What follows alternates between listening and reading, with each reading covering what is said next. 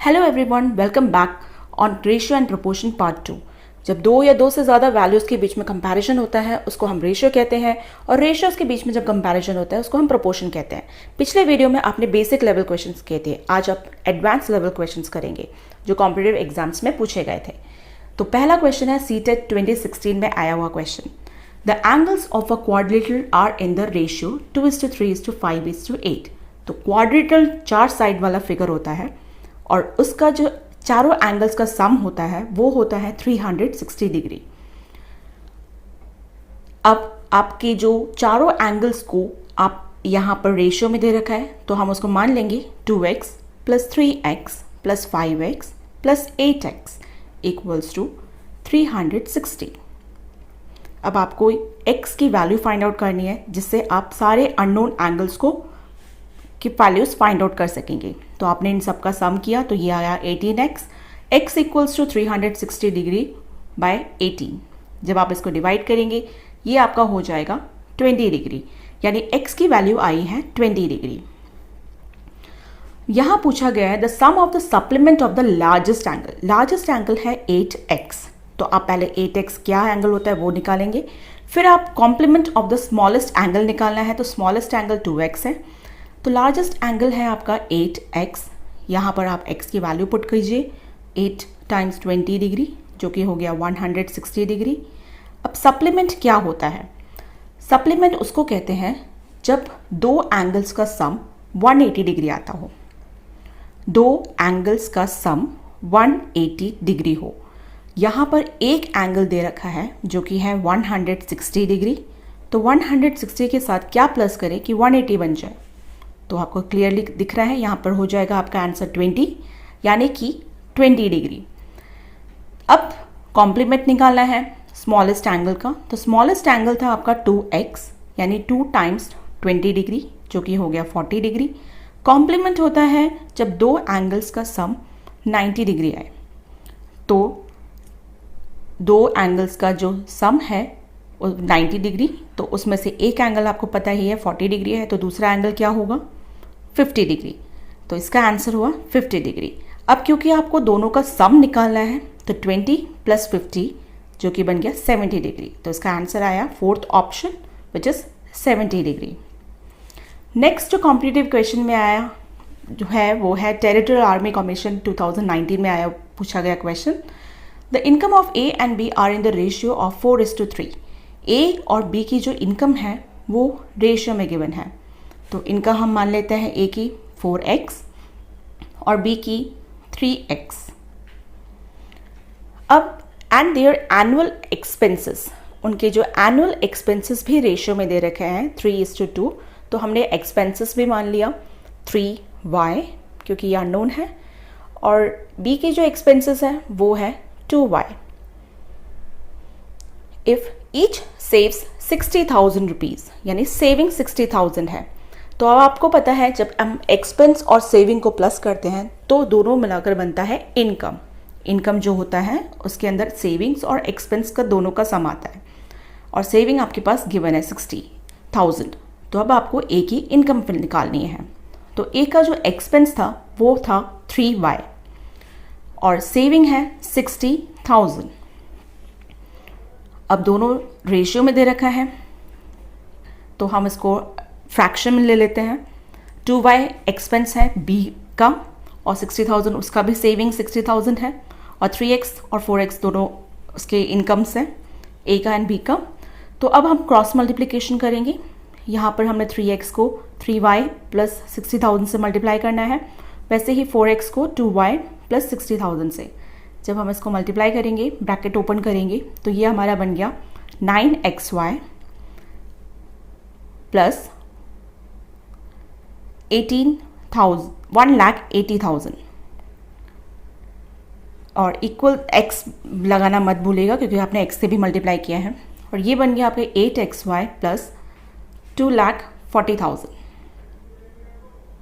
अब आप xy को लेफ्ट हैंड साइड लेके जाइए तो 9xy - 8xy हो जाएगा, और 1,80,000 x को 2,40,000 x के पास लेके जाएंगे राइट हैंड साइड में, तो इनका सब्ट्रैक्शन होगा तो ये हो गया आपका 9xy minus 8xy equals to 2,40,000 x minus 1,80,000 x। तो ये हो गया xy इक्वल्स टू 60,000 x। अब यहाँ पर जो x है ये दोनों कैंसिल आउट हो जाएंगे क्योंकि दोनों साइड में लेफ्ट हैंड साइड और राइट हैंड साइड में है, तो y की वैल्यू आ गई 60,000। अब यहाँ पर आपको a का इनकम निकालना है। तो a का जो इनकम है वो एक्सपेंस प्लस सेविंग होता है, यानी कि एक्सपेंस था a का 3y, एक्सपेंडिचर जो उसका a का हुआ है वो आपको लिखना है यहाँ पे 3y, प्लस सेविंग था 60,000। अब यहाँ पे ध्यान रखने वाली बात है कि y की वैल्यू जो थी वो भी 60,000 था, तो यहाँ पे y की वैल्यू 60,000 प्लस फिर 60,000 क्योंकि सेविंग है, इसलिए जब दोनों को सॉल्व करेंगे तो ये आपका आंसर आ जाएगा 1,80,000 plus 60,000 which is equal to 2,40,000। तो ये है आपका ए का इनकम। अब नेक्स्ट कॉम्पिटिटिव एग्जाम्स में क्या क्वेश्चन पूछा गया वो हम देखते हैं। ये है एसएससी सीजीएल 2018 में पूछा गया question. 4 years ago the ratio of the ages of A and B was 4:5। 4 साल पहले A और B के जो एजेस है रेशियो में दे रखा है वो था 4:5। तो हम मान लेते हैं 4 years ago जो A की एज है 4x मान लेते हैं और B का जो एज है वो 5x मान लेते हैं। 8 years from now यानी उससे पहले हमें प्रेजेंट एज पता करना होगा। अब वो 4 साल पहले था तो अब प्रेजेंट एज उसके अंदर हम +4 कर देंगे ताकि प्रेजेंट एज हो जाए। मान लीजिए कोई बच्चा है वो 20 साल का है और उसके अंदर 4 साल प्लस कर देंगे तो वो 24 साल का हो जाएगा। तो उसी तरह से हमने 4x + 4 कर दिया और यहाँ 5x + 4 कर दिया। तो 8 years from now उसके अंदर +8 करना पड़ेगा प्रेजेंट एज के साथ +8, और दोनों को रेशियो दे रखा है 11:13, तो दोनों को ही हमने फ्रैक्शन में लिख दिया। यहाँ पे हमने 4 और 8 को प्लस कर दिया विच इज़ 12। 5x + 12 हो जाएगा इक्वल्स टू 11:13। ये गिवन है इसलिए हमने 11:13 लिखा है, 11/13। यहाँ पर भी हम क्रॉस मल्टीप्लिकेशन करेंगे। 13 4x + 12 मल्टीप्लिकेशन एंड 11 का 5x + 12 के साथ। अब एक ब्रैकेट को करना है सॉल्व, तो यहाँ पर आप वापस इसको 13 को 4x से मल्टीप्लाई करेंगे और 13 को 12 से मल्टीप्लाई करेंगे, जो कि हो जाएगा आपको हमेशा याद रखना है x कहाँ पर है वो छोड़ना नहीं है, x लिखना मत भूलिएगा। 13 × 4 होता है 52 और ये x है, और 13 को 12 से मल्टीप्लाई करेंगे तो ये 156। उसी तरह से 11 का 5 से मल्टीप्लाई करेंगे 55x प्लस 11 × 12 हो जाएगा 132। अब 52x है और 55x है, इसको लेफ्ट हैंड साइड लेके जाइए। साइंस का आप टेंशन मत लीजिए, यहाँ पर नेगेटिव होगा माइनस में होगा वो कैंसिल आउट हो जाएगा, दिख भी रहा है यहाँ पे। ये 132 को -156, तो ये हो जाएगा आपका -3x या -3x इक्वल्स टू -24। अब दोनों में माइनस लगा है तो दोनों कैंसिल आउट हो जाएगा। x इक्वल्स टू जब हम इसको डिवाइड करेंगे तो x की वैल्यू आई 8। अब हमें प्रेजेंट एज निकालना है दोनों का। तो प्रेजेंट एज जो a का था वो था 4x + 4, तो यहाँ पर आपको x की वैल्यू पुट करनी है बस। तो ये हो जाएगा 4 × 8 + 4 जो कि हो गया 32 + 4 36। उसी तरह से b इक्वल्स टू 5x + 4 यानी 5 × 8 + 4 यानी 5 × 8 होता है 40, 40 + 4 44। अब दोनों का सम निकालना है, तो दोनों का जो सम होगा वो है 36 + 44। अब दोनों को प्लस करेंगे तो ये आंसर आ गया आपका 80 ईयर्स। जो नेक्स्ट कॉम्पिटिटिव क्वेश्चन में पूछा गया वो है IBPS PO प्रीलिम्स का 2021 बैंक में जो पूछा गया क्वेश्चन है बैंकिंग का। The present age of Ananya and her husband is 5:16। Present age दे रखी है अनन्या और उसके हस्बैंड की, और अनन्या की जो डॉटर है वो अनन्या से 1/6 यानी कि अनन्या की डॉटर से 6 टाइम्स बड़ी है, या हम कह सकते हैं कि अनन्या की जो बेटी है वो 1/6 है। अनन्या की जो बेटी है वो अपने भाई से 3 इयर्स यंगर है। अब आपको sum of present age of Ananya और उसके हस्बैंड का निकालना है। और अनन्या का जो सन है वो आफ्टर 5 इयर्स 5 साल बाद 13 इयर्स का हो जाएगा। 5 साल बाद 13 ईयर्स का होगा तो उसका प्रेजेंट एज क्या हो सकता है, ये आप सोचिए। ये होगा आपका 13 माइनस 5, ये है इसका प्रेजेंट एज अनन्या के बेटे का। अब उसकी बेटी जो है वो 3 साल छोटी है उसके ब्रदर से, यानी कि अनन्या के बेटे से। तो अब आप डॉटर का एज निकालिए। डॉटर की एज हो जाएगी, क्योंकि वो 3 ईयर्स यंगर है, छोटी है, तो उसके प्रेजेंट एज यानी 8 माइनस 3 हो जाएगा 5 years. Minus 3 equals to 5 years. अब यहाँ दे रखा है अनन्या की डॉटर जो है वो 1/6 टाइम्स है, यानी कि आप कह सकते हैं कि अनन्या उससे 6 गुना बड़ी है, यानी 6 टाइम्स बड़ी है।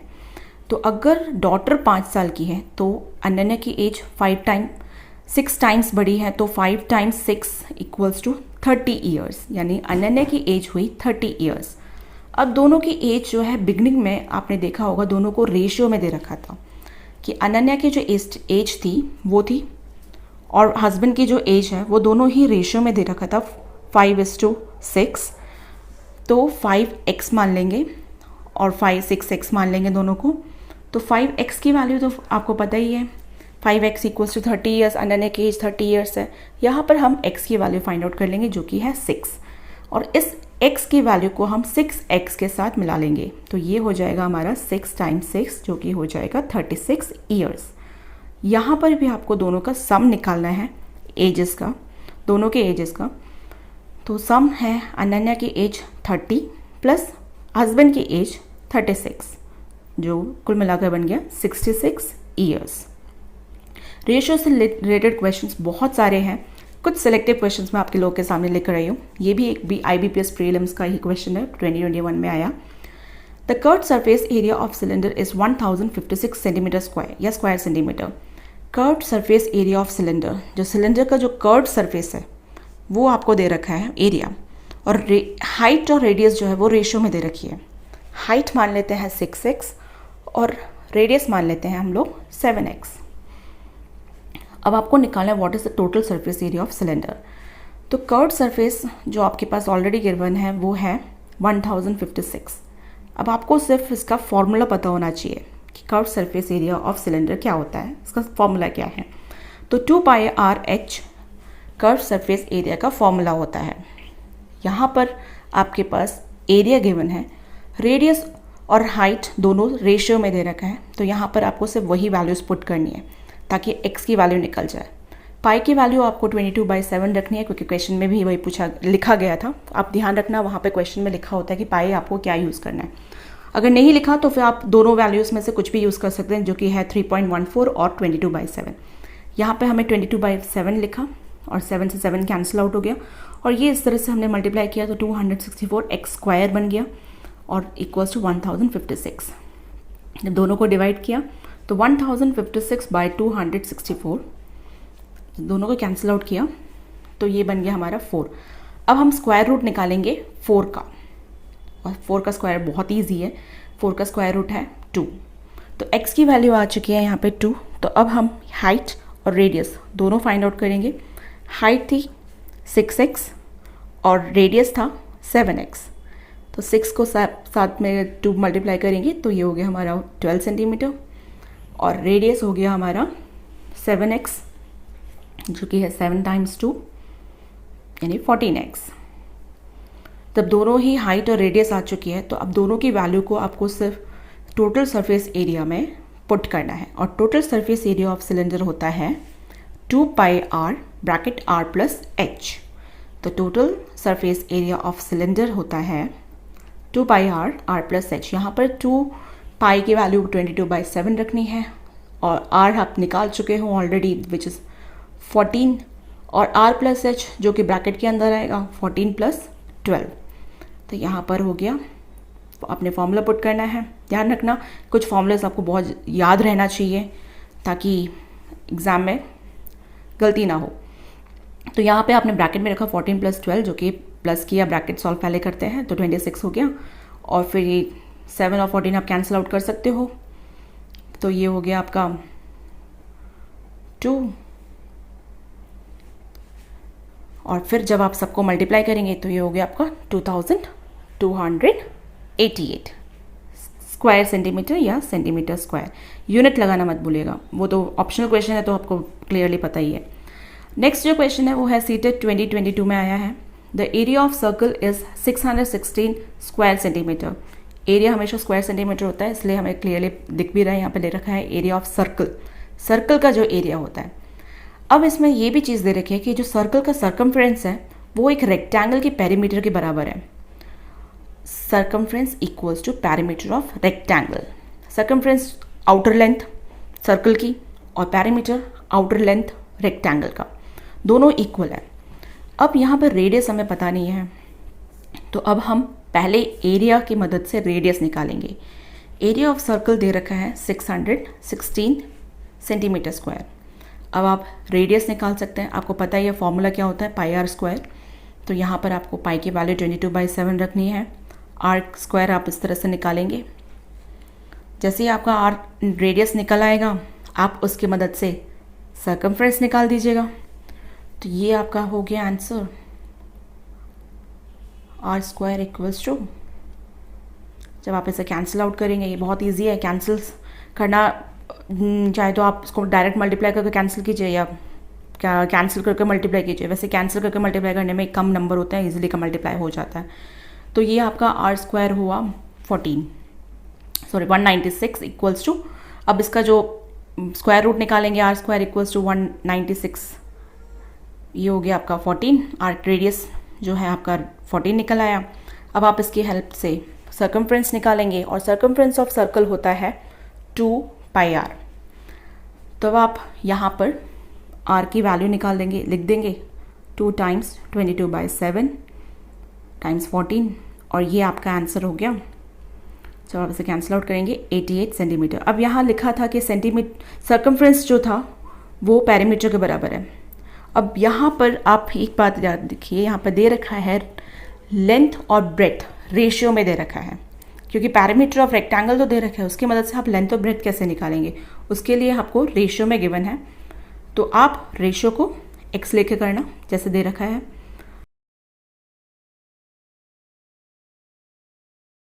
5x और 6x। 5x है आपका लेंथ, 6x है आपका ब्रेथ। अब आप यहाँ पर x की वैल्यू निकालेंगे, तो ये आप x की वैल्यू आ गई। जब आप इसको सॉल्व करेंगे तो ये हो गया आपका 88/2 टाइम्स 11 दैट इज़ 22, और ये हो गया आपका, डायरेक्ट आप कैंसिल आउट करेंगे तो ये आपका आंसर हो गया 4। x की वैल्यू आई 4। अब आपको यहाँ पर x की वैल्यू से लेंथ और ब्रेथ फाइंड आउट करना है। 5x था आपका लेंथ, तो 5 टाइम्स x यानी 5 टाइम्स 4 20 सेंटीमीटर, और ब्रेथ हो गया आपका 6x जो कि है 6 टाइम्स 4 दैट इज़ 24 सेंटीमीटर। ये ब्रेथ आपने लिख दिया यहाँ पे। अब एरिया ऑफ रेक्टेंगल निकालना है आपको यहाँ पर। तो एरिया ऑफ रेक्टेंगल का जो फॉर्मूला होता है वो होता है लेंथ इंटू ब्रेथ। तो आप लेंथ जो थी वो 20 सेंटीमीटर थी, 20 टाइम्स 24 सेंटीमीटर, तो ये हो गया आपका 418 सेंटीमीटर स्क्वायर। तो ये थे आपके रेशियो से रिलेटेड कुछ क्वेश्चंस। इस तरह से ही कॉम्पिटिटिव क्वेश्चंस आपको और देखने को मिलेगा। प्लीज़ मेरे चैनल को